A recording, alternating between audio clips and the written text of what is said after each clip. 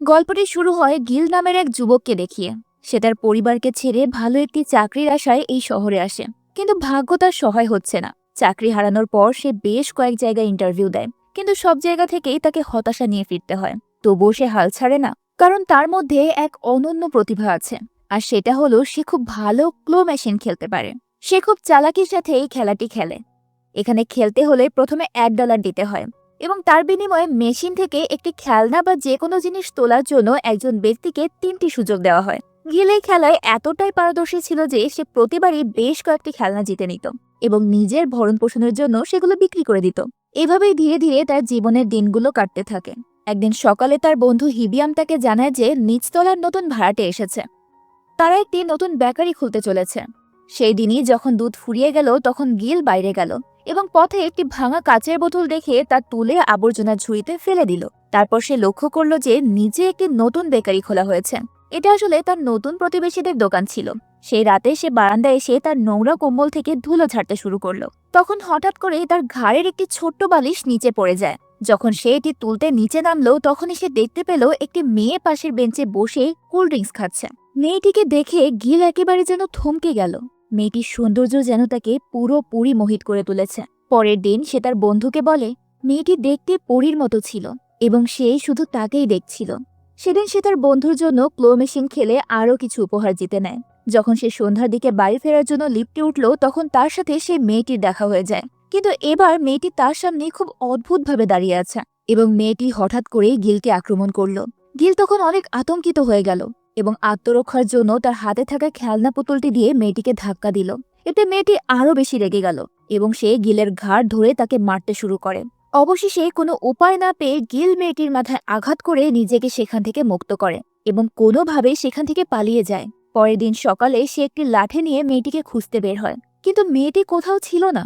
যখন সে বাইরে আসে তখন সে দেখতে পায় সে নতুন বেকারিটি এখন খোলা হয়েছে। সে বেকারিটির কাছে গিয়ে দেখছিল।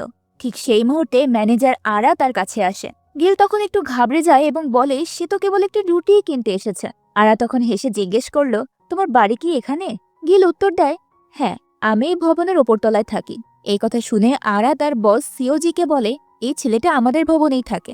গিল সিওজিকে দেখার সাথে সাথেই তার মুখটা অনেক ফ্যাকাশে হয়ে যায়, কারণ সিওজি সেই মেয়েটাই ছিল যে কিনা গত রাতে তার উপর আক্রমণ করেছিল। গিল অনেক ভয় পেয়ে যায় আর তৎক্ষণাৎ নিজের মুখটা সে লুকিয়ে ফেলার চেষ্টা করে এবং সেখান থেকে দৌড়ে চলে যায়। কিন্তু সিওজি তাকে পেছন থেকে ডাকে। ডাক শুনে সে আরো ভয় পেয়ে যায় এবং দ্রুত দৌড়াতে থাকে। সিওজি তাকে তাড়া করতে করতে অবশেষে তার কাছে পৌঁছায়। গিল ভাবল গত রাতের ঘটনার জন্য সে সিওজির কাছে ক্ষমা চাইবে, কিন্তু সিওজি তো এই ব্যাপারে কোনো কথাই বলে না।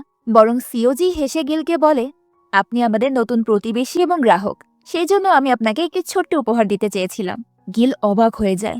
সে সারাদিন ভাবছিল মেয়েটির মাথায় সে আঘাত করেছিল, কিন্তু সে এখন এত শান্তভাবে তার সঙ্গে কথা বলছে। গিলের মনে তখন ভয় এবং কৌতূহল আরো বেড়ে যায়। আসলে এই রহস্যময় মেয়েটি কে?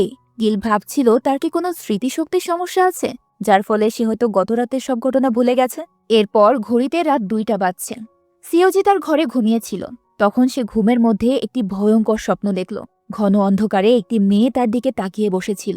ওই ভয়ঙ্কর স্বপ্নটি দেখার পর তার ঘুম ভেঙে গেল। এদিকে গিল তার জানালা দিয়ে নিচের দিকে তাকিয়ে দেখলো একটা মেয়ে তার বিল্ডিং এর নিচে অদ্ভুতভাবে দাঁড়িয়ে আছে। সে তার দিকে তাকিয়ে রইল। সে বুঝতে পারল না কেন সে এভাবে দাঁড়িয়ে আছে। কৌতূহলী হয়ে সে ফ্রিজ থেকে দুধ বের করে পান করলো। তারপর খালি পকেটের দিকে তাকিয়ে বিড়বিড় করে বলতে লাগলো, এখন এত রাতে এই সময় আমাকে আবার দুধ আনতে যেতে হবে। যখন সে বেরিয়ে এলো তখন মেয়েটি সেখানে ছিল না। এরপর আবার মেয়েটিকে কাছের একটি গলিতে দেখা গেল। হাসতে হাসতে সে মেয়েটি রাস্তার মাঝখানে দাঁড়িয়ে রইল, যেন ইচ্ছাকৃতভাবে সে কোনো দুর্ঘটনাকে আমন্ত্রণ জানাচ্ছে। ঠিক তখনই একজন লোক দৌড়ে এসে তাকে বাঁচালো, কিন্তু মনে হলো যেন সে নিজেই কোনো দুর্ঘটনা ঘটাতে চাচ্ছে। তখনই হট্টগোল শুনে গিলও সেখানে এসে হাজির হলো। সে লোকটিকে অপরাধী ভাবলো এবং তাকে আক্রমণ করার চেষ্টা করলো, কিন্তু তারপর লোকটি গিলকে বলল, থামো। আর সে একটি ছবি বার করে গিলকে দেখিয়ে বলে, আমার নাম হলো সাংশু, আর এটা হলো আমার মেয়ে সিয়নজি। এবার তুমি বলো, তুমি কেন আমার মেয়েকে ফলো করছিলে?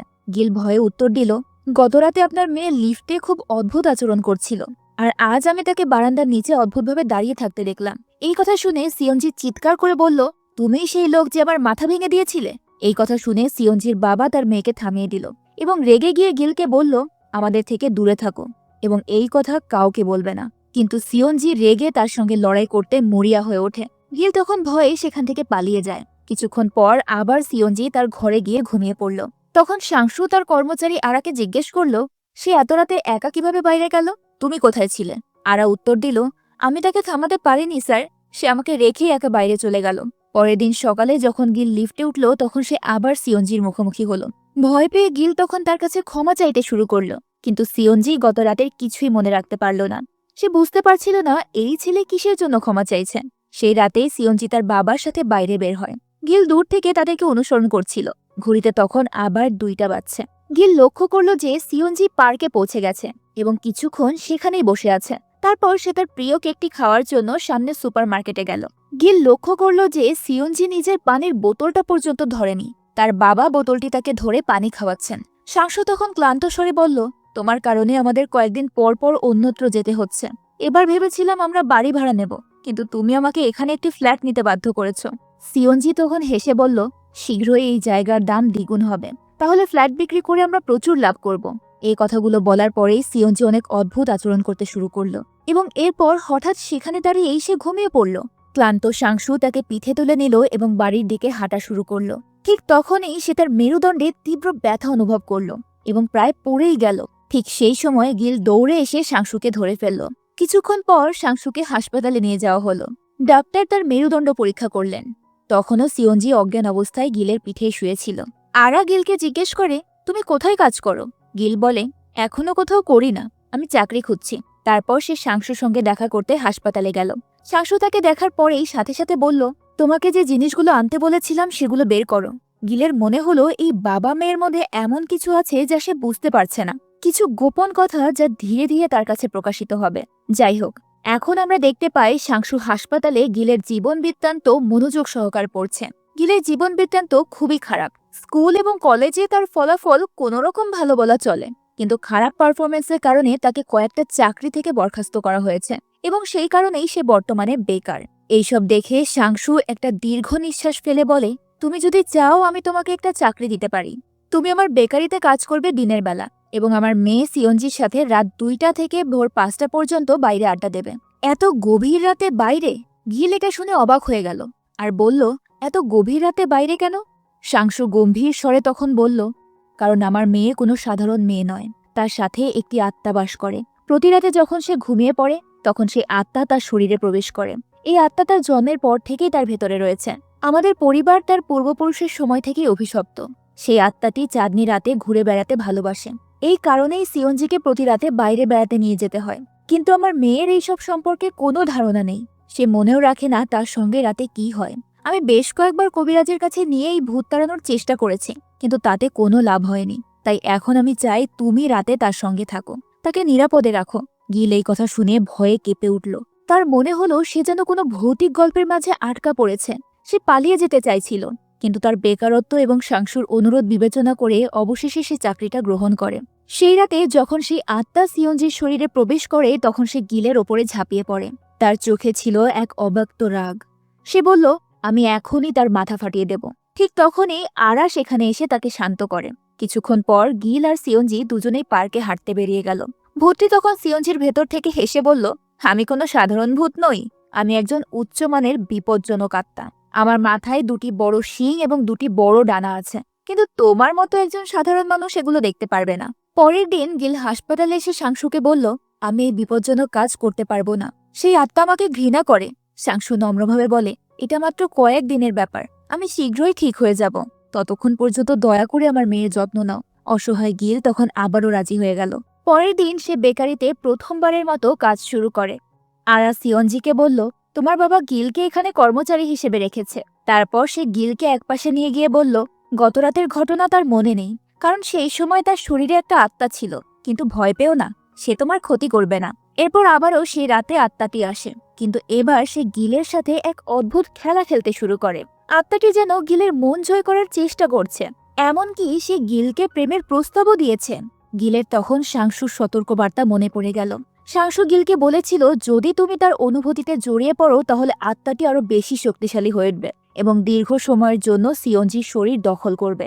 এই ভেবে গিল জোরে জোরে বলল, না, আমি এই ফাঁদে পা দেব না। ভূতটা তখন একটা বিশ্রী হাসি দিয়ে বলল, আমার প্রিয় কেকটার কথা মনে আছে?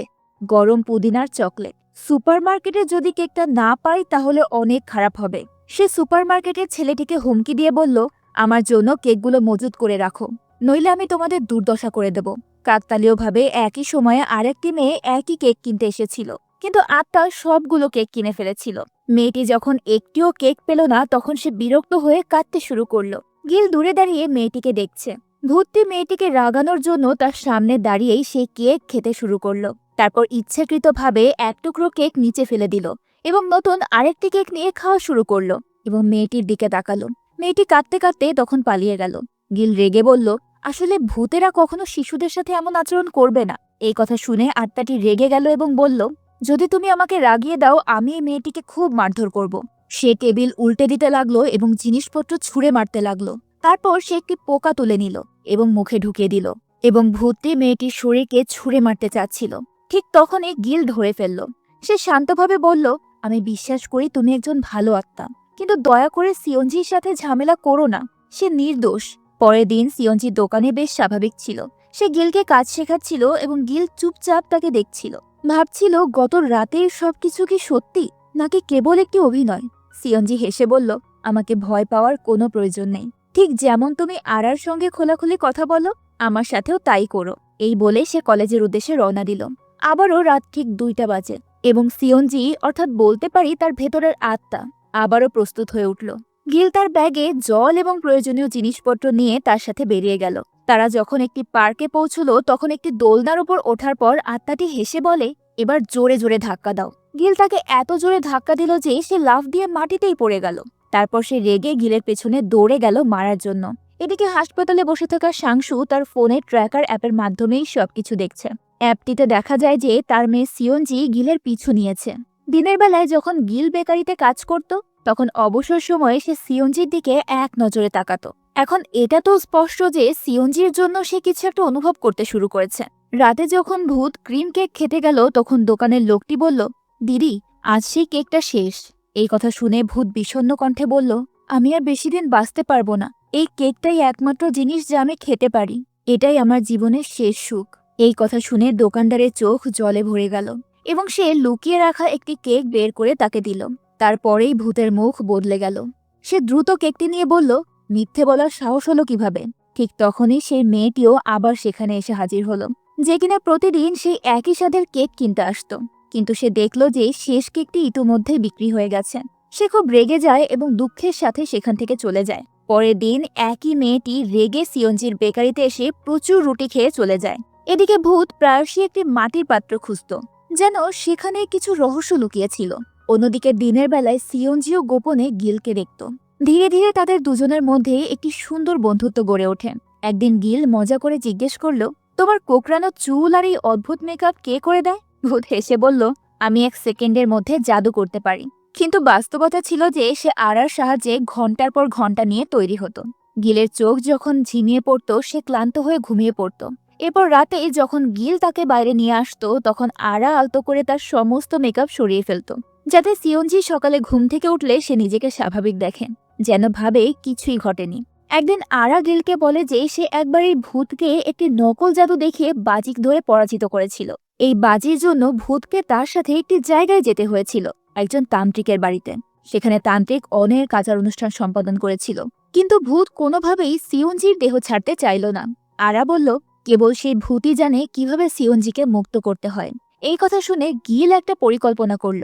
সে সিদ্ধান্ত নিল যে সে ভূতের কাছ থেকে সত্য বের করার একটা বাজি ধরবে। রাতে সে তাকে একটা ক্লো মেশিন যন্ত্রের কাছে নিয়ে গেল এবং বলল, যে কোনো একটি পুতুল বেছে নাও, আমি 3টি চেষ্টায় এটি নিয়ে আসব। ভূত বলল, যদি তুমি না পারো তাহলে আমি সিয়ঞ্জির শরীরে 3 ঘন্টার পরিবর্তে 6 ঘন্টা থাকব। গিল বাজি মেনে নিল এবং বলল, যদি আমি জিতি তাহলে তোমায় আমাকে বলতে হবে কিভাবে সিয়নকে মুক্ত করা যায়। ভূত গিলের এই কথায় সম্মতি জানায়। সে তাকে সাদা পুতুলটি দেখালো। গিল 2বার চেষ্টা করেছিল কিন্তু ব্যর্থ হয়েছিল। ভূত তখন হাসতে শুরু করলো, কিন্তু তারপর 3য় চেষ্টায় গিল সহজেই হেসে পুতুলটি উদ্ধার করে নিল। এবার সে বলল, বাজি অনুযায়ী তুমি আমাকে বলো কিভাবে সিয়ঞ্জিকে মুক্ত করব। ভূত বলল, তোমাকে আমার নাম ধরে 3বার বলতে হবে সিয়ঞ্জির দেহ থেকে বেরিয়ে আসতে, তবেই আমি চলে যাব। গিল জিজ্ঞেস করল, ঠিক আছে, তোমার নাম কি? ভূত হেসে বলল, আমার তোমাকে যতটা বলার ছিল আমি সব বলেছি। আমার নাম বলা তো শর্তের মধ্যে ছিল না। পরের দিন গিল এবং সিয়নজি একটি পাইকারি বেকারির দোকানে রুটি ডেলিভারি করতে যায়। হঠাৎ গিলের সাথে একজনের ঝামেলা হয়। তার নাম ছিল ইয়ংশিক। সিয়নজি দৌড়ে এসে বলল, দুঃখিত, আমার জন্যই ঝামেলাটা হয়েছে। কিন্তু ইয়ংশিক অদ্ভুতভাবে তার দিকে তাকিয়ে রইল। তারপর ধীরে ধীরে সেই ব্যক্তি সিয়নজির হাত ধরতে এগিয়ে আসে। গিল তখনই তার হাত ধরে তৎক্ষণাৎ ক্ষমা চাইল। লোকটি চলে যাওয়ার পর সিয়নজি গিলকে শান্তভাবে বলে যে সে রাতে ভালো করে ঘুমাতে পারছে না এবং তার স্বপ্নে সবসময় একটি ছেলের ছায়া সে দেখতে পায়, যে তাকে সবসময় রক্ষা করে। এই কথা শুনে গিলের মুখে একটু হাসি ফুটে উঠল। সে খুশি হলে যে সিয়নজি রাতে তার সঙ্গে নিরাপদ বোধ করে। সেই রাতে তারা দুজনে নদীর তীরে বসেছিল। হঠাৎ সেখানে পুলিশের ভিড় এবং সাইরেনের শব্দ বেজে উঠল। একজন লোক সেতুর উপরে দাঁড়িয়ে চিৎকার করে বলছিল যে সবকিছু শেষ হয়ে গেছে, সে লাফিয়ে পড়ে তার জীবন শেষ করে দেবে। পুলিশ তাকে মানানোর জন্য যথাসাধ্য চেষ্টা করছিল, কিন্তু সে শোনেনি। তারপর লোকটি দেখতে পেল একটি মেয়ে, মানে সিয়নজি, হাত নাড়াচ্ছে এবং কিছু একটা বলছে। মনে হচ্ছিল সে তাকে উপর থেকে লাফ দিতে মানা করছে। এটা দেখে লোকটি আবেগপ্রবণ হয়ে পড়ে এবং কাঁদতে শুরু করে। কিন্তু যখন সে মনোযোগ সহকারে তাকালো, তখন ভূত বলছে, এত বেশি অভিনয় করা বন্ধ করো, সোজা ঝাঁপ দাও, তুমি কোনো ব্যথা অনুভব করবে না। আমার দিকে তাকাও, আমিও লাফ দেব। ফলে সেই লোকটি পূর্ণ গতিতে দৌড়ে নদীতে ঝাঁপ দেয় এবং গিলও তখন ওই লোকটিকে বাঁচাতে নদীতে ঝাঁপ দেয়। কিন্তু সে সাঁতার কাটতে পারছিল না। এরপর পুলিশ ঠিক সময় মতো তাকে উদ্ধার করে, কিন্তু মেয়েটির কোনো সন্ধান পাওয়া যায়নি। কিন্তু পরে জানা যায় যে ভূতটি সাঁতরে নদী পার হয়ে গেছে। এটা দেখে লোকটি আত্মহত্যার সিদ্ধান্ত থেকে ফিরে এসে তার জীবন নিয়ে ভাবতে শুরু করে। এদিকে এই পুরো ঘটনাটি টিভি সংবাদে সম্প্রচারিত হয়। খবরটি দেখে সাংশু আর আরা উভয়ই বেশ মর্মাহত হয়। তারা গিলের উপর রেগে যায় এবং তাকে মারতেই যাবে। ঠিক তখনই সিয়নজি কলেজ থেকে ফিরে আসে এবং সাংশু তার সামনে গিলকে জড়িয়ে ধরে। তারপর সিয়নজি তার বাবাকে হাসপাতালে নামানোর জন্য চলে যায়। আরা বলে, সিয়নজি উচ্চশিক্ষার জন্য বিদেশে যাওয়ার স্বপ্ন দেখেন, কিন্তু এই ভূতটিকে তাড়িয়ে না দেওয়া পর্যন্ত সে বিদেশে যেতে পারবে না। সেই রাতে গিল ভূতের সঙ্গে বেড়াতে যাওয়ার জন্য অপেক্ষা করছে। তখন সিয়নজি বেরিয়ে আসে এবং তাকে দেখে ভয় পেয়ে জিজ্ঞেস করে, এত রাতে তুমি এখানে কি করছো? গিল এই কথা শুনে হতবাক হয়ে যায়। কি বলবে সে বুঝতে পারে না, কারণ সেই রাতে ভূত তার কাছে আসেনি। সিয়নজি গিলকে বলেছিল যে আজ আমার মায়ের মৃত্যুবার্ষিকী। আমার বয়স যখন 8 বছর, তখন আমার মা আমাকে ছেড়ে চলে গেছে। এজন্যই আজ আমি ঘুমাতে পারছি না। হঠাৎ করে দ্রুত গতিতে একটি গাড়ি আসছিল।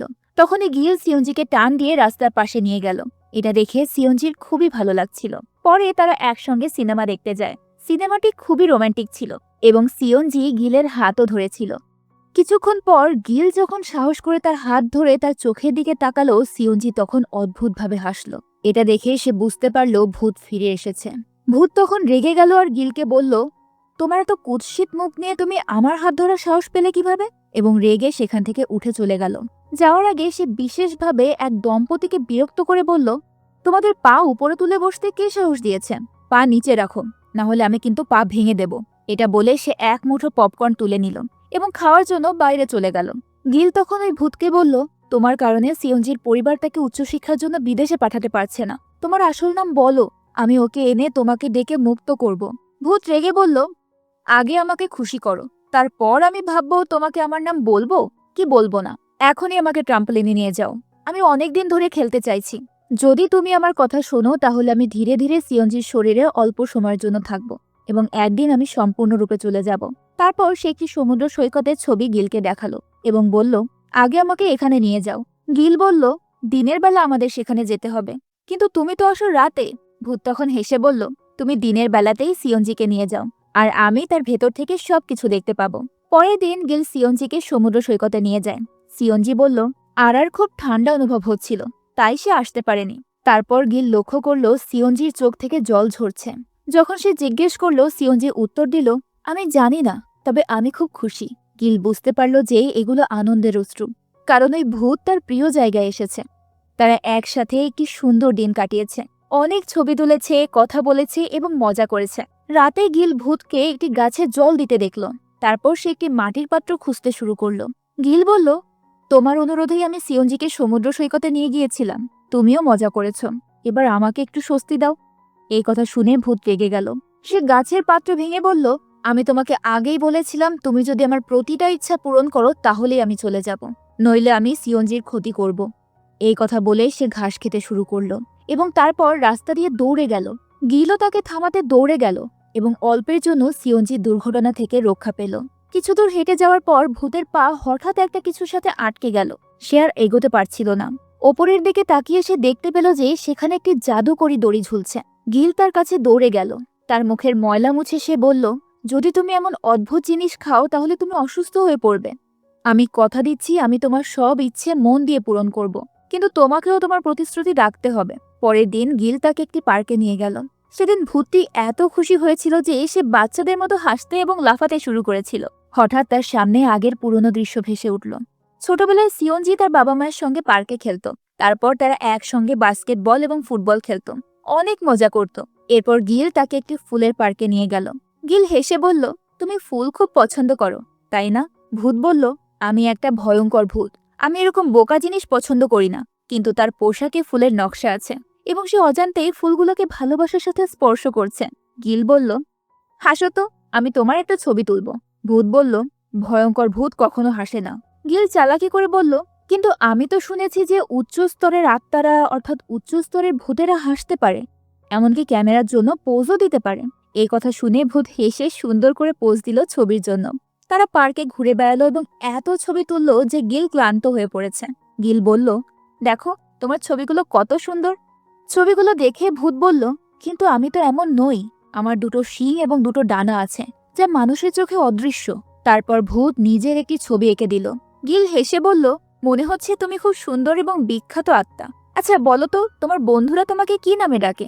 ভূত তার কৌশল বুঝতে পেরেছিল এবং তাকে প্রতারিত করার জন্য একটি মিথ্যে নাম বলে। গিল তাকে একই নাম ধরে ডাকল। এই নাম নেওয়ার পর আত্মা সিওনজির শরীর ছেড়ে চলে যাওয়ার কথা, কিন্তু ভূত হেসে উঠল। সে বলল, আমি জানতাম তুমি কৌশল করে আমার নাম জানতে চাইছো, তাই আমি একটি মিথ্যে নাম বলে দিয়েছিলাম। এবং এইভাবে গিলের প্রচেষ্টা আবারও ব্যর্থ হলো। কিন্তু এখন তাকে এই রহস্যময় ভূতের আসল নাম খুঁজে বের করে সিওনজিকে মুক্ত করতে হবে। পরের দিন গিল সুসংবাদ নিয়ে আসে। সে বলে ভূতের একটি ইচ্ছে পূরণ করেছে। সে ভূতকে পার্কে খেলার সুযোগ করে দিয়েছে এবং বিনিময়ে ভূত এখন সিওনজির শরীরে 3 ঘন্টার পরিবর্তে মাত্র 2.5 ঘন্টা থাকার সিদ্ধান্ত নিয়েছে। এই কথা শুনে আরা এবং সিওনজির বাবা দুজনেই খুব খুশি হয় এবং আরা বলে, আজ আমি এমন কিছু করব যা ভূতকে আরো খুশি করবে এবং এই 2.5 ঘন্টাও সে কমিয়ে দেবে। তার পরিকল্পনা হলো সেই রাতে সে ভূতটিকে একটি পার্টিতে নিয়ে যাবে। পার্টিতে গিল তার বন্ধু হিবিয়ানের সঙ্গে মজা করছে, আর এদিকে সিওনজির শরীরে থাকা ভূতটিও পার্টিতে এসে অনেক আনন্দিত। সে একটি মেয়েকে জিজ্ঞেস করে, তুমি এত সুন্দর আইলাইনার কোথা থেকে পেলে? এদিকে গিল একজন লোককে দেখতে পায় যে সিওনজির হাত ধরে টেনে নিয়ে যাচ্ছে। লোকটি আর কেউ নয়, সে ছিল ইয়ংশিক, যার সাথে গিলের কয়েকদিন আগেই ঝামেলা হয়েছিল। ইয়ংশিক রেগে গিয়ে গিলকে জিজ্ঞেস করে, এই মেয়েটি তোমার কি হয়? গিল তখন উত্তর দেয়, ও আমার বান্ধবী। এই কথা শুনে ইয়ংশিক মেয়েটির দিকে অদ্ভুতভাবে তাকালো এবং চুপচাপ সেখান থেকে চলে গেল। পরের দিন সিওনজি দেখলো আরা এবং হিবিয়াম একে অপরের সঙ্গে খেলাধুলা করছে। সিওনজি অবাক হয়ে গিলকে জিজ্ঞেস করে, তাদের দুজনের মধ্যে বন্ধুত্ব কখন হলো? কারণ গত রাতের পার্টির কোনো কথা তার মনে নেই। ঠিক তখনই ইয়ংশিক আবার তাদের দোকানে আসে। সে সিওনজির দিকে অদ্ভুতভাবে তাকায় এবং দোকান থেকে একটি ক্যান্ডি নিয়ে চুপচাপ চলে যায়। গিল তখন একটু সন্দেহ করে। সে তাকে থামিয়ে জিজ্ঞেস করে, তুমি কে? আর তুমি সিওনজির দিকে এভাবে তাকিয়েছিলে কেন? ইয়ংশিক রহস্যময় কণ্ঠে বলল, আমি জানি এই মেয়েটির সঙ্গে অদ্ভুত কিছু ঘটেছে। আমি তার ওপর মন্ত্র লাগিয়ে তাকে পরীক্ষা করেছি। অনেকবার আমি তাকে ধরার চেষ্টা করেছি, কিন্তু প্রতিবারই তুমি বাধা হয়ে দাঁড়াও। একমাত্র আমি তাকে এই আত্মা থেকে মুক্ত করতে পারি। গিল তখন বলল, তুমি ভুল করছো। সিওনজির সাথে এরকম কিছুই ঘটেনি। এদিকে রাতে ভূত গিলকে বলল, ইয়ংশিক একজন ডাইনি। এমনকি তার পূর্বপুরুষরাও আমাকে তাড়িয়ে দেওয়ার চেষ্টা করেছে, কিন্তু তারা সবাই ব্যর্থ হয়েছে। সে আমাকে তাড়িয়ে দিতে পারবে না। পরের দিন সিওনজি কলেজে যাচ্ছে। গিল বলে, তুমি কলেজ থেকে ফিরে এলে আমাকে ফোন করো, আমি তোমাকে নিতে আসব। এই কথা শুনে সিওনজির মুখে মিষ্টি হাসি ফুটে উঠল। কিন্তু সেই সন্ধ্যায় যখন সে বাড়ি ফিরছিল তখনই একটি মেয়ে তাকে জিজ্ঞেস করলো, তুমি কি আমার জুতার ফিতাটা বাঁধবে? সিওনজি একটু নিচু হয়ে ফিতাগুলো বেঁধে দিল। মেয়েটি তখন খুশি হয়ে তাকে একটি চকলেট খেতে দিল। সিওনজি বাসে ওঠার সাথে সাথেই সেই চকলেট খেতে শুরু করে এবং ধীরে ধীরে ঘুমিয়ে পড়ে। ঠিক তখনই ইয়ংশি সিওনজির বাসে উঠে যায় এবং তার পাশে এসে দাঁড়ায়। আর অন্যদিকে সাংশু মানে তার বাবা তার জন্য দোকানে অপেক্ষা করছে। ঠিক তখনই গিলের মনে পড়ে যে সিওনজি তাকে ফোন করবে বলেছে। সে তার ঘড়ির দিকে তাকায়। অনেক সময় হয়ে গেছে, কিন্তু ফোন আসেনি। সাংশু তখন তার ফোনের ট্র্যাকিং অ্যাপ খুলে তাকে বলে, সিওনজি ভুল দিকে যাচ্ছেন। এই কথা শুনে গিল তার ফোন তুলে দ্রুত বেরিয়ে যায়। ইয়ংশি ইতোমধ্যেই তাকে নিয়ে একটি নির্জন স্থানে চলে গেছে। সে তাকে বেঁধে ফেলেছে। সে ক্যামেরা চালু করে এবং ভূত তাড়ানোর প্রক্রিয়া শুরু করে। ঠিক সেই মুহূর্তে সিয়ঞ্জির শরীরে ভূত প্রবেশ করে। ইয়ংশি চিৎকার করে বলে, আজ আমি তোমাকে তাড়িয়ে দেব এবং আমার বংশের সম্মান ফিরিয়ে আনব। ঠিক তখনই গিল এসে ইয়ংশিকে ধাক্কা দিয়ে অজ্ঞান করে ফেলে আর সিয়ঞ্জিকে সাথে নিয়ে সে বাড়ি চলে যায়। পথে গিলের চোখের সামনে ভূত আবারও সিয়ঞ্জির শরীরে এসে পড়ে। সে বলে, আমি তোমাকে আমার সত্যি কথাটা বলবো। প্রায় 100 বছর আগে 1855 সালে আমার গ্রামে এক ভয়াবহ মহামারী দেখা দিয়েছিল। মানুষ ক্ষুধা এবং রোগে মারা যাচ্ছিল। একদিন নদীর তীরে আমি একটি মাছ দেখতে পেলাম। আমি সেই মাছটি নিয়ে দৌড়ে যাচ্ছিলাম যাতে আমি আমার অসুস্থ বাবা এবং বোনকে খাওয়াতে পারি। কিন্তু যখন আমি বাড়ি ফিরলাম তখন তারা দুজনেই মারা গিয়েছিল। মাত্র 20 বছর বয়সে আমি এতিম হয়ে গেলাম। গ্রামবাসীরা আতঙ্কিত হয়ে পড়েছিল। সবাই দেবতা এবং ভূত প্রেতদেরকে ডাকতে শুরু করেছিল এই মারাত্মক রোগ থেকে মুক্তি পাওয়ার জন্য। আর সেখান থেকেই শুরু হয়েছিল এই ভূতের অসমাপ্ত গল্প। ভূতটি গভীর দুঃখের সাথে গিলের চোখে চোখ রেখে বলল, গ্রামটিকে সেই মহামারী থেকে বাঁচাতে হলে একটি জীবন উৎসর্গ করতে হতো, কিন্তু স্বাভাবিকভাবেই কেউই তার জীবন উৎসর্গ করতে রাজি ছিল না। তারপর গ্রামবাসীরা আমাকে বেছে নিল, কারণ আমি দরিদ্র এবং এতিম ছিলাম। কেউ আমাকে বাঁচানোর চেষ্টা করেনি। তারা আমাকে জোর করে আগুনে ফেলে দিয়েছিল। তারা আমাকে বলিদান দিয়েছিল। আমার শরীর পুড়ে ছাই হয়ে গিয়েছিল। এক দয়ালু পরিবার আমার ছাই মাটির পাত্রে সংগ্রহ করেছিল এবং মাটির নিচে তা পুঁতে রেখেছিল। এরপর আমার আত্মা বহু বছর ধরে সেই অন্ধকার পাত্রে আটকে ছিল। ধীরে ধীরে আমার ব্যথা এবং রাগ কমে গেল। যদি আমি সেখানে পুরো 100 বছর থাকতে পারতাম তাহলে আমি হয়তো সবকিছু ভুলে শান্তিতে বিলীন হয়ে যেতাম। কিন্তু 50 বছর পর একজন মহিলা অর্থাৎ সিয়ঞ্জির দাদি আমাকে মাটি থেকে বের করে আনলেন। তিনি আমার উপর জমে থাকা ছাই ছুঁড়ে ফেলে দিলেন এবং পাত্রটি পরিষ্কার করে তাতে কিমচি পুঁতে দিলেন। আমার আর যাওয়ার কোনো জায়গা ছিল না, তাই আমাকে সিয়ঞ্জির দাদির দেহে প্রবেশ করতে হয়। রাগ ও শোকে আমি তাদের সকলকে যন্ত্রণা দিতে শুরু করি। এমনকি সিয়ঞ্জির মায়ের গর্ভেও প্রবেশ করি এবং প্রজন্মের পর প্রজন্ম ধরে তার পরিবারের সঙ্গে সংযুক্ত থাকি। এবং অবশেষে এখন আমি সিয়ঞ্জির কাছে আছি। ভূত, প্রেত এবং তান্ত্রিকরা আমাকে চিনতে পেরেছিল। তারা ভেবেছিল এটা কোনো অসহায় আত্মার আবাসস্থল। সেই কারণেই তারা আমাকে ধরে ফেলার চেষ্টা করেছিল। তখন আমি তাদেরকে ভয় দেখানোর জন্য একটি ভয়াবহ রূপ ধারণ করতাম। কিন্তু বাস্তবে আমি কেবল মুক্ত হতে চেয়েছিলাম। যদি পরের পূর্ণিমা রাতের মধ্যে আমি সেই মাটির পাত্র ফিরে না পেতাম তাহলে আমাকে আমার সমস্ত যন্ত্রদায়ক অতীত নিয়ে ঘুরে বেড়াতে হতো। এজন্য আমি সর্বদা সেই পাত্রের সন্ধান করতাম। যদি বাকি 50 বছর এখানে কাটাতে পারি তাহলে আমি সবকিছু ভুলে যাব এবং চিরতরে শান্তি খুঁজে পাব। এইসব বলার পর ভূত চুপ করে রইল। সে এখন 2-3 দিন পর এই পূর্ণিমার জন্য অপেক্ষা করছিল, যা হবে মানুষ রূপে তার শেষ রাত। সে ভয় পাচ্ছিল যদি সে ব্যর্থ হয় তাহলে তাকে চিরকাল যন্ত্রণায় এই পৃথিবীতে ঘুরে বেড়াতে হবে। কিন্তু গিলের অন্য পরিকল্পনা ছিল। সে সাংসুর থেকে সিয়ঞ্জির দাদির পুরনো বাড়ির অবস্থান জেনে নিয়ে রওনা দিল। ঘন বন এবং নির্জন পথ পাড়ি দিয়ে একটি প্রত্যন্ত গ্রামের দিকে সে একটি পুরনো এবং জরাজীর্ণ বাড়ি খুঁজে পেল। কিন্তু সারাদিন খোঁজাখুঁজির পরেও সে মাটির পাত্রটি খুঁজে পেল না। কিন্তু সে হাল ছাড়েনি। সারা রাত খোঁজার পর সে ক্লান্ত হয়ে আকাশের দিকে তাকালো, পূর্ণিমার দিকে। তার পরের দিন সকালে গিল দেখল একটি পাখি একটি পাথরের উপর বসে কি যেন ইশারা করছে। গিল তখন ওই পাথরটি সরিয়ে একই মাটির পাত্রটি খুঁজে পেল।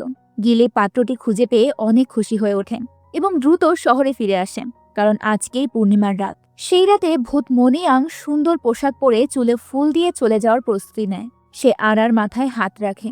সে দোকানে গিয়ে ঘুরে ফিরে তার প্রিয় কেকটি দেখে আর একটি কেক তুলে নেয়। প্রতিদিনের মতো দোকানে আসা সেই মেয়েটি বিস্ময়ের সাথে তাকে জিজ্ঞেস করে, আজ তুমি অন্য কেক কেন কিনেছ? মনিয়াং হাসতে থাকে। আসলে এটাই ছিল তার আসল নাম এবং এটা ছিল তার চলে যাওয়ার লক্ষণ। এরপর রাস্তায় হাঁটার সময় সাংশু তার দিকে তাকিয়ে বলে, তোমাকে আমার পিঠে রেখেই আমি আমার জীবন কাটিয়েছি, তবুও মনে হয়নি যে আমি বৃদ্ধ। মনিয়াং মনে মনে ভাবেই, এই সেই মানুষটি যাকে সে সবসময় বাবা বলে মনে করেছে। আজ তাকে ছেড়ে যাওয়াটা মনিয়াংয়ের জন্য সবচেয়ে কঠিন কাজ। সে ভালোবাসার সাথে বলে, শীঘ্রই এই জায়গার দাম বেড়ে যাবে। তুমি দোকানটি বিক্রি করে অনেক টাকা উপার্জন করতে পারবে। সিয়ঞ্জিকে পড়াশোনা করতে পাঠাবে এবং তোমার মেয়ে তোমার বিশ্ব ভ্রমণের স্বপ্ন পূরণ করবে। আমি এখনই চলে যাচ্ছি। ঠিক তখনই গিল আসে। সে মনিয়াকে তার প্রিয় ফুলের বাগানে নিয়ে যায়। তারপর সে তার ব্যাগ থেকে ওই একই মাটির পাত্রটি বের করে। মনিয়াং যখন সেটা দেখে তখন তার চোখ অশ্রুতে ভরে ওঠে। সে জিজ্ঞেস করে, তুমি আমার জন্য কেন এত কিছু করলে? গিল হেসে উত্তর দেয়, কারণ আমি যখন ঘুমিয়েছিলাম তখন তুমি চুপচাপ আমার যত্ন নিয়েছিলে। তুমি কোনো ভয়ঙ্কর আত্মা ছিলে না। তুমি একজন দয়ালু ব্যক্তি ছিলে যে তার পরিবারকে বাঁচাতে গিয়ে নিজে মারা গিয়েছিল।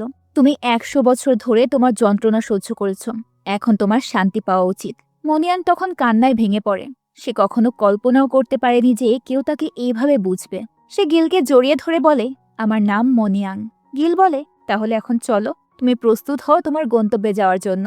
মনিয়াং দৌড়ে গিয়ে তাকে শক্ত করে জড়িয়ে ধরে কৃতজ্ঞতার অশ্রু নিয়ে সে মাটির পাত্রে ঢুকে পড়ে। সে চলে যাওয়ার পর সিওনজি ফ্রান্সে পড়াশোনা করতে যায়। গিল এবং সাংশু তাকে বিমানবন্দরে বিদায় জানাতে আসে। তারপর আরা তার নিজে ছোট্ট বেকারি খোলে এবং সাংশু তার জিনিসপত্র বিক্রি করে বিশ্ব ভ্রমণের জন্য রওনা হয়। গিল নিজেই একটি নতুন চাকরি খুঁজে পায়। সে এখন একটি সমুদ্র বন্দরে ক্রেন অপারেটর হিসেবে কাজ করে। অনেক বছর পর সিওনজি ফিরে আসেন। সে বলে, আমার এখনো গিলের কথা মনে আছে। তাকে যেদিন আমি প্রথমবার দেখতে পাই সেদিন দেখি যে সে ভাঙা বোতল কুড়াচ্ছিল। সেই দিন থেকেই আমি তাকে পছন্দ করতে শুরু করি। তার ভেতরের সত্যতা এবং সরলতা আমাকে স্পর্শ করেছিল। কয়েকদিন পরে যখন আমি তাকে দোকানে দেখি তখন আমি ভেবেছিলাম তার সঙ্গে কথা বলা উচিত, কিন্তু সরাসরি কিছু বলার মতো সাহস আমার ছিল না। তাই আমি একটি দামি উপহার সাথে করে নিয়েছিলাম যাতে আমি কথোপকথন শুরু করার জন্য একটি অজুহাত ব্যবহার করতে পারি। সে আরো ব্যাখ্যা করে, যেদিন সে আমাকে সমুদ্র সৈকতে নিয়ে গিয়েছিল আরা ওই দিন আমার সঙ্গে যেতে চেয়েছিল, কিন্তু আমি তাকে থাকতে বলেছিলাম, কারণ সেই মুহূর্তে আমি কেবল গিলের সঙ্গে একা কিছু সময় কাটাতে চেয়েছিলাম। আমরা দুজনেই সিনেমা দেখতে গিয়েছিলাম এবং সিনেমা চলাকালীন এক মুহূর্তের জন্য আমার মনে হয়েছিল আমি তার হাতটা ধরে রাখব, কিন্তু তারপর আমি থেমে গেলাম। সম্ভবত আমি ভয় পেয়েছিলাম, কারণ সে হয়তো বুঝে নেবে আমি তাকে কতটা পছন্দ করে ফেলেছি। তারপর যখন সবাই আমাকে বিমানবন্দরে বিদায় জানাতে এসেছিল আমি চলে গিয়েছিলাম, কিন্তু কিছু দূর গিয়েই আমার মন আমাকে পেছনে তাকাতে বাধ্য করেছিল এবং আমি শেষবারের মতো তার দিকে তাকালাম। সে হাসছিল, যেন কিছু না বলেই সে অনেক কিছু বলে ফেলেছে। এসব কথাগুলো বলে সিওনজি একটু থেমে যায়। সে একটু মুচকি হাসে। এদিকে আমরা দেখতে পাই যে গিল মনিয়াংয়ের হাড়ির মাটির পাত্রটি যত্ন সহকারে সংরক্ষণ করেছে। আর এখানেই এই সুন্দর গল্পটি শেষ হয়। তো বন্ধুরা, যদি গল্পটি আপনাদের কাছে ভালো লেগে থাকে তাহলে ভিডিওটি লাইক এবং শেয়ার করুন এবং আমাদেরকে উৎসাহিত করার জন্য আমাদের চ্যানেলটি সাবস্ক্রাইব করতে ভুলবেন না।